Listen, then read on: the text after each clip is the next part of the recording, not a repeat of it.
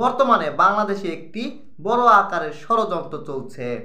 আপনারা দেখতে পেরেছেন, বিদেশি একটি মহল তারা চায় বাংলাদেশে একটি অস্থিতিশীলতা তৈরি হোক। ঠিক তেমনি ইসকন নিয়েও বড় আকারে একটি ষড়যন্ত্র করেছে ইহুদি দল।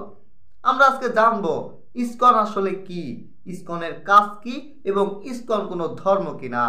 আমরা আজকে জানাবো বিস্তারিত। প্রথমেই বলতে হয়, ইসকন কোনো হিন্দুদের ধর্মীয় সংগঠন নয়। এটি হলো হিন্দু বেশধারী একটি ইহুদি সংগঠন। এই সংগঠনের প্রধান কাজ হলো বাংলাদেশে উস্কানিমূলক ধর্মীয় অনুষ্ঠান পালন করা।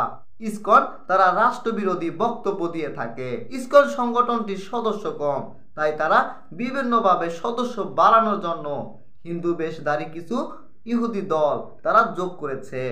আপনারা কিছুটা ঘাটাঘাটি করলে দেখতে পারবেন, হিন্দুদের মধ্যে নিম্ন শ্রেণীর যে হিন্দুগুলো আছে তারা এই ইসকন নামক সংগঠনটির সদস্য।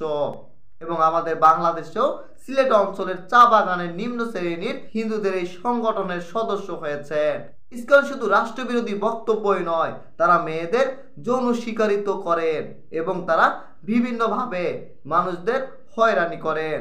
চন্ময় দাসকে গ্রেপ্তারের পর বাংলাদেশে বিভিন্ন সমালোচনা চলছে।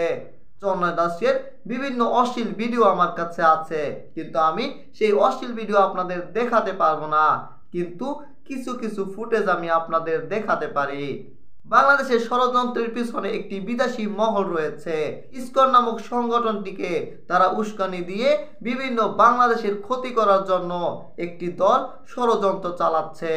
আমাদের সজাগ থাকতে হবে, খেয়াল রাখতে হবে বাংলাদেশে এবং রাষ্ট্রীয় কোনো ক্ষতি করতে তারা না পারে।